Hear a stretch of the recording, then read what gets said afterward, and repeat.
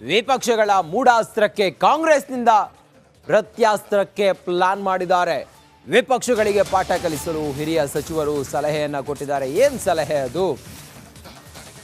ಹಿಂದೆ ಬಿಜೆಪಿ ಅವಧಿಯಲ್ಲಿ ಸಾಲು ಸಾಲು ಹಗರಣಗಳಾಯ್ತಲ್ಲ, ಆ ಹಗರಣಗಳು ಸುಮಾರು 21 ಹಗರಣಗಳ ಪಟ್ಟಿಯನ್ನ ಈ ಕಾಂಗ್ರೆಸ್ನ ನಾಯಕರು ಮಾಡಿದ್ರಲ್ಲ, ಅದರ ಬಗ್ಗೆ ತನಿಖೆ ನಡೆಸಿದ್ರೆ ಬಿಜೆಪಿಯ ಬಂಡವಾಳ ಗೊತ್ತಾಗುತ್ತೆ. ರಿಪಬ್ಲಿಕ್ ಕನ್ನಡದಲ್ಲಿ ಸಚಿವ ರಾಮಲಿಂಗಾರೆಡ್ಡಿ ಎಕ್ಸ್ಕ್ಲೂಸಿವ್ ಆಗಿ ಮಾತಾಡಿದ್ದಾರೆ. ಬಿಜೆಪಿ ಹಾಗೆ ಜೆಡಿಎಸ್ ಜಂಟಿಯಾಗಿ ಇವತ್ತು ಅಹೋರಾತ್ರಿ ಧರಣಿಯನ್ನು ಕೈಗೊಂಡಿದ್ದಾರೆ. ಇವತ್ತು ಈ ಕುರಿತಂತೆ ಮಾತನಾಡೋದಕ್ಕೆ ನಮ್ಮ ಜೊತೆ ಸಚಿವರಂತ ರಾಮಲಿಂಗಾರೆಡ್ಡಿ ಸಾಹೇಬರಿದ್ದಾರೆ. ಏನು ಹೇಳ್ತಾರೆ ನೋಡೋಣ. ಸರ್, ಇವತ್ತು ಬಿಜೆಪಿ ಹಾಗೆ ಜೆಡಿಎಸ್ ಶಾಸಕರೆಲ್ಲರೂ ಕೂಡ ಅಹೋರಾತ್ರಿ ಧರಣಿಯನ್ನು ಕೈಗೊಂಡಿದ್ದಾರೆ. ಬಿಜೆಪಿಯವ್ರದ್ದು ಜೆಡಿಎಸ್ ಅವ್ರದ್ದು ಈ ಅನೈತಿಕ ಹೊಂದಾಣಿಕೆ ಚುನಾವಣೆಯಲ್ಲೂ ಮಾಡಿಕೊಂಡ್ರು. ಯಾಕಂದರೆ ಒಬ್ರಿಗೊಬ್ರು ತದ್ವಿರುದ್ಧವಾಗಿ ಇಷ್ಟು ವರ್ಷ ಕಿತ್ಲಾಡ್ಕೊಂಡಿದ್ರು. ಈಗ ರಾಜಕೀಯ ಲಾಭಕ್ಕೋಸ್ಕರ ಮಾಡ್ಕೊಂಡಿದ್ದಾರೆ. ಮಾಡ್ಕೊಳ್ಳಿ, ಸಂತೋಷ. ಇವತ್ತು ಅಹೋರಾತ್ರಿ ಧರಣಿ ಮಾಡ್ತಾರಂತೆ. ಏನಕ್ಕೆ ಅಹೋರಾತ್ರಿ ಧರಣಿ ಮಾಡಬೇಕು? ಇವರು ಮೂಡಾದಲ್ಲಿ ಸ್ಕ್ಯಾಮ್ ಆಗಿದೆ ಅಂತ ಹೇಳ್ತಾರೆ. ಮುಖ್ಯಮಂತ್ರಿಗಳು ಅವರ ಶ್ರೀಮತಿ ಅವರ ಹೆಸರಲ್ಲಿ ಸೈಟ್ ತೊಗೊಂಡ್ಬಿಟ್ಟಿದ್ದಾರೆ ಅಂತ. ಇವ್ರ ಜಮೀನು ಹೋಗಿತ್ತು, ಸೈಟ್ ಕೊಟ್ಟಿದ್ದಾರೆ. ಕೊಟ್ಟವ್ರು ಯಾರು?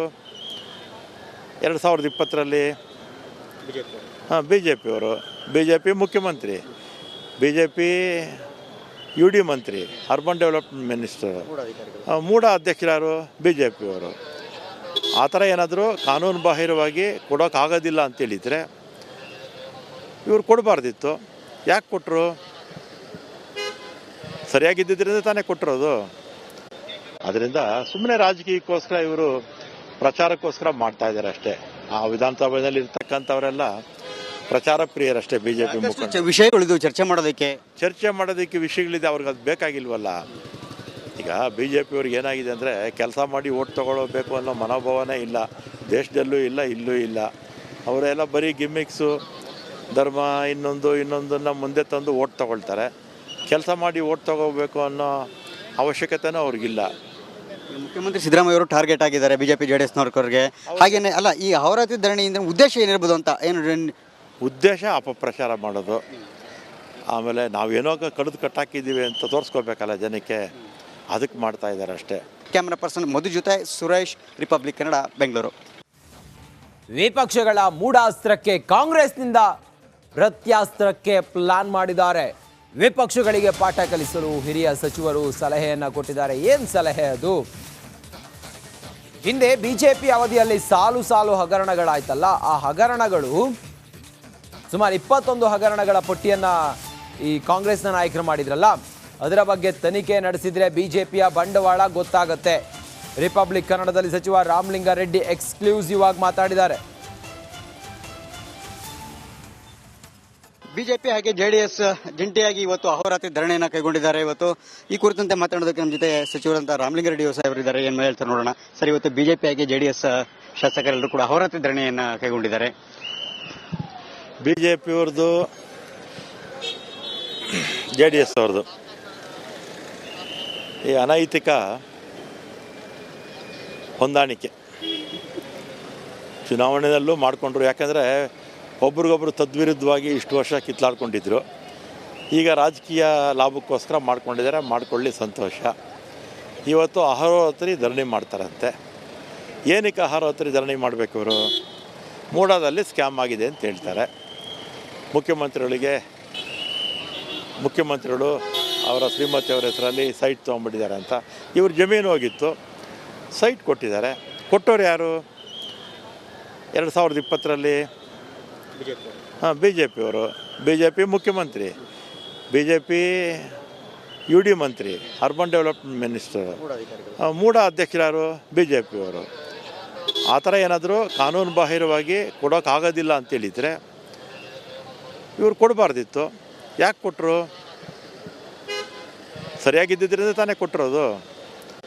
ಅದರಿಂದ ಸುಮ್ಮನೆ ರಾಜಕೀಯಕ್ಕೋಸ್ಕರ ಇವರು ಪ್ರಚಾರಕ್ಕೋಸ್ಕರ ಮಾಡ್ತಾ ಇದ್ದಾರೆ ಅಷ್ಟೇ.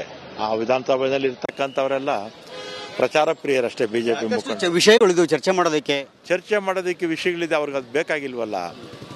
ಈಗ ಬಿ ಜೆ ಪಿಯವ್ರಿಗೆ ಏನಾಗಿದೆ ಅಂದರೆ, ಕೆಲಸ ಮಾಡಿ ಓಟ್ ತೊಗೊಳ್ಬೇಕು ಅನ್ನೋ ಮನೋಭಾವನೆ ಇಲ್ಲ, ದೇಶದಲ್ಲೂ ಇಲ್ಲ, ಇಲ್ಲೂ ಇಲ್ಲ. ಅವರೆಲ್ಲ ಬರೀ ಗಿಮ್ಮಿಕ್ಸು, ಧರ್ಮ, ಇನ್ನೊಂದನ್ನು ಮುಂದೆ ತಂದು ಓಟ್ ತೊಗೊಳ್ತಾರೆ. ಕೆಲಸ ಮಾಡಿ ಓಟ್ ತೊಗೋಬೇಕು ಅನ್ನೋ ಅವಶ್ಯಕತೆನೂ ಅವ್ರಿಗಿಲ್ಲ. ಮುಖ್ಯಮಂತ್ರಿ ಸಿದ್ದರಾಮಯ್ಯ ಅವರು ಟಾರ್ಗೆಟ್ ಆಗಿದ್ದಾರೆ ಬಿಜೆಪಿ ಜೆಡಿಎಸ್ನವ್ರಿಗೆ. ಹಾಗೇನೆ ಅಲ್ಲ, ಈ ಅಹೋರಾತ್ರಿ ಧರಣಿಯಿಂದ ಉದ್ದೇಶ ಏನಿರ್ಬೋದು ಅಂತ ಏನು ಉದ್ದೇಶ ಅಪಪ್ರಚಾರ ಮಾಡೋದು. ಆಮೇಲೆ ನಾವೇನೋ ಕಡಿದು ಕಟ್ಟಾಕಿದ್ದೀವಿ ಅಂತ ತೋರಿಸ್ಕೋಬೇಕಲ್ಲ ಜನಕ್ಕೆ, ಅದಕ್ಕೆ ಮಾಡ್ತಾ ಇದ್ದಾರೆ ಅಷ್ಟೇ. ಕ್ಯಾಮರಾ ಪರ್ಸನ್ ಮಧು ಜೊತೆ ಸುರೇಶ್, ರಿಪಬ್ಲಿಕ್ ಕನ್ನಡ, ಬೆಂಗಳೂರು. ವಿಪಕ್ಷಗಳ ಮೂಢಾಸ್ತ್ರಕ್ಕೆ ಕಾಂಗ್ರೆಸ್ನಿಂದ ಪ್ರತ್ಯಾಸ್ತ್ರಕ್ಕೆ ಪ್ಲಾನ್ ಮಾಡಿದ್ದಾರೆ. ವಿಪಕ್ಷಗಳಿಗೆ ಪಾಠ ಕಲಿಸಲು ಹಿರಿಯ ಸಚಿವರು ಸಲಹೆಯನ್ನ ಕೊಟ್ಟಿದ್ದಾರೆ. ಏನು ಸಲಹೆ ಅದು? ಹಿಂದೆ ಬಿಜೆಪಿ ಅವಧಿಯಲ್ಲಿ ಸಾಲು ಸಾಲು ಹಗರಣಗಳಾಯ್ತಲ್ಲ, ಆ ಹಗರಣಗಳು ಸುಮಾರು 21 ಹಗರಣಗಳ ಪಟ್ಟಿಯನ್ನ ಈ ಕಾಂಗ್ರೆಸ್ನ ನಾಯಕರು ಮಾಡಿದ್ರಲ್ಲ, ಅದರ ಬಗ್ಗೆ ತನಿಖೆ ನಡೆಸಿದ್ರೆ ಬಿಜೆಪಿಯ ಬಂಡವಾಳ ಗೊತ್ತಾಗತ್ತೆ. ರಿಪಬ್ಲಿಕ್ ಕನ್ನಡದಲ್ಲಿ ಸಚಿವ ರಾಮಲಿಂಗಾರೆಡ್ಡಿ ಎಕ್ಸ್ಕ್ಲೂಸಿವ್ ಆಗಿ ಮಾತಾಡಿದ್ದಾರೆ. ಬಿಜೆಪಿ ಹಾಗೆ ಜೆಡಿಎಸ್ ಜಂಟಿಯಾಗಿ ಇವತ್ತು ಅಹೋರಾತ್ರಿ ಧರಣಿಯನ್ನು ಕೈಗೊಂಡಿದ್ದಾರೆ. ಇವತ್ತು ಈ ಕುರಿತಂತೆ ಮಾತನಾಡೋದಕ್ಕೆ ನಮ್ಮ ಜೊತೆ ಸಚಿವರಂತ ರಾಮಲಿಂಗಾರೆಡ್ಡಿ ಸಾಹೇಬರಿದ್ದಾರೆ. ಏನು ಹೇಳ್ತಾರೆ ನೋಡೋಣ. ಸರ್, ಇವತ್ತು ಬಿಜೆಪಿ ಹಾಗೆ ಜೆಡಿಎಸ್ ಶಾಸಕರೆಲ್ಲರೂ ಕೂಡ ಅಹೋರಾತ್ರಿ ಧರಣಿಯನ್ನು ಕೈಗೊಂಡಿದ್ದಾರೆ. BJP-ಅವ್ರದ್ದು, JDS ಅವ್ರದ್ದು ಈ ಅನೈತಿಕ ಹೊಂದಾಣಿಕೆ ಚುನಾವಣೆಯಲ್ಲೂ ಮಾಡಿಕೊಂಡ್ರು. ಯಾಕೆಂದರೆ ಒಬ್ರಿಗೊಬ್ರು ತದ್ವಿರುದ್ಧವಾಗಿ ಇಷ್ಟು ವರ್ಷ ಕಿತ್ಲಾಡ್ಕೊಂಡಿದ್ರು.